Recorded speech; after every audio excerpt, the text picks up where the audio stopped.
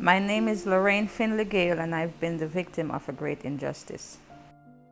This began towards the end of year 2010 after a long battle with the US government to bring my children home to Jamaica. And after finally succeeding, I was approached by my husband, Louis Gale, who I met here in Jamaica, to allow him to contact family members he has here in Jamaica who were capable of finding for me a piece of land reasonably priced, and also they had the ability to build on the land. This is where I made my first mistake. This agreement I entered into brought to the forefront the true nature of the man that I married, and ultimately led to me losing custody of some of my children and the death of one. This is my story.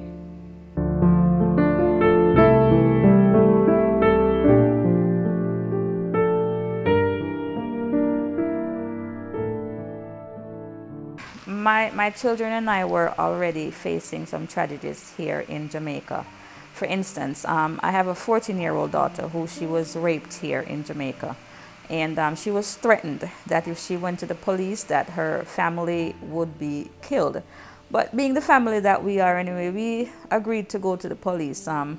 2 days before she was scheduled to go to court, my mother gathered some money and kidnapped all my children from Jamaica. There were 7 at the time. When we arrived in America, right when children arrived in America, the Child Protective Services there got involved to the children in custody. My mother, in her state of mind, told the government whatever she needed to tell them in order for them to not send the children back to Jamaica with me.